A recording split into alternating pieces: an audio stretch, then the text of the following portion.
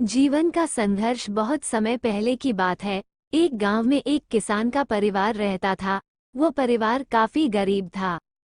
जो किसान था वो दिन भर खेतों में जाकर काम करता था, जिससे वो अपने परिवार का पेट पालता था। पहले तो काफी अच्छी फसल होती थी, लेकिन इस साल अकाल बारिश और बाढ़ के कारण उसके सारे फसल खराब हो चुके थे। ये सब देख के वो किसान काफी परेशान और दुखी रहता था। जब कुछ दिनों तक किसान अपने घर पे ही था, तो उसकी पत्नी और बच्चे भूखे ही सो जाते थे, क्योंकि उनके पास कमाने का एक ही खेती का काम था। किसान बहुत ज्यादा ही दुखी था। किसान भगवान को याद करके सोचते रहता, अब क्या होगा, क्या करूं। और भगवान को दोष दे रहा था कि आपके कारण मेरी फसल खराब हुई। तभी वहां पर उसके सामने भगवान प्रकट हुए और उससे कहने लगे, तू इतना दुखी क्यों है।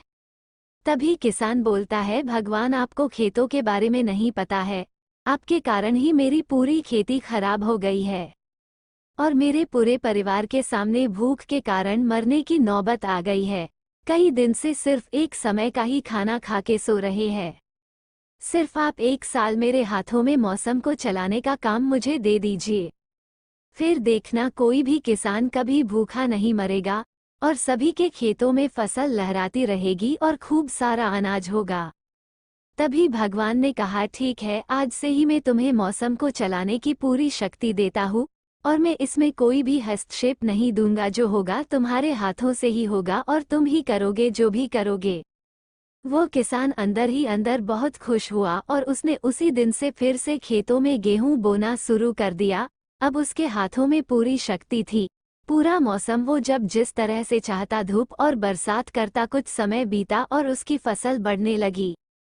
किसान ये देखकर बहुत खुश हुआ और कहने लगा, भगवान ये देखो मेरी फसल कितनी अच्छी हुई है। इसका कोई मुकाबला नहीं। इतने सालों बाद ऐसी फसल हुई है जो पहले कभी नहीं हुई थी। अब मैं बहुत खुश हूँ। कुछ और समय बीता, फसल पूरी तरह से बड़ी हो गई। जब फसल को काटने की बारी आई तो वो बहुत ही खुश था। बोलने लगा, भगवान देखो फसल पूरी हो गई। आप बेकार ही वर्षा करते थे। ये कहकर फसल को काटने लगा। तभी हाथ में देखा तो उसके होश ही उड़ गए, क्योंकि गेहूं की बाली के अंदर गेहूं ही नहीं था। वह भगवान को अब और कोसने लगा और पूछने लगा, ये मेरे फसल को क्या हो गया। तभी भगवान वहां पर प्रकट हुए और बोले, इस बार भी मुझे ही कोसोगे। इस बार तो मौसम का पूरा अधिकार तुम्हारे हाथों में था। सब कुछ तुमने अपने अनुसार किया, धूप, पानी, बरसात, फिर भी तुम्हारे खेत में गेहूं का एक दाना भी नहीं उगा। जानते हो तुम ऐसा क्यों हुआ? इसका कारण था कि तुमने अपने फसलों को एक बार भी संघर्ष नहीं करने दिया। नहीं तुमने उसे धूप में तपने दिया, नहीं जोरों की बारिश में सहने दिया और नहीं तूफान का सामना करने दिया। इस कारण ही तुम्हारी सारी फसल खोखली हुई।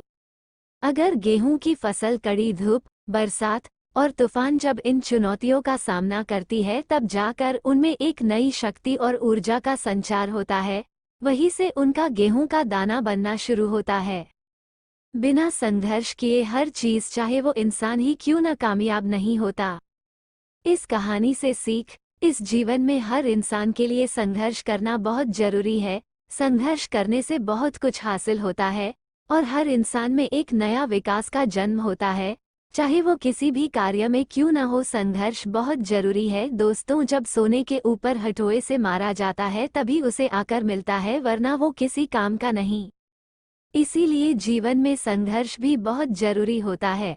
आशा करते हैं कि आपको ये कहानी पसंद आई होगी और आपने कुछ न कुछ इस कहानी से सीखा होगा। अगर आपको ये कहानी पसंद आई हो तो हमें एक कमेंट जरूर करें, इससे हमें भी मोटिवेट मिलता है। राधे कृष्ण। आपको ये कहानी अच्छी लगे तो सब्सक्राइब, शेयर और लाइक, कमेंट करें। धन्यवाद।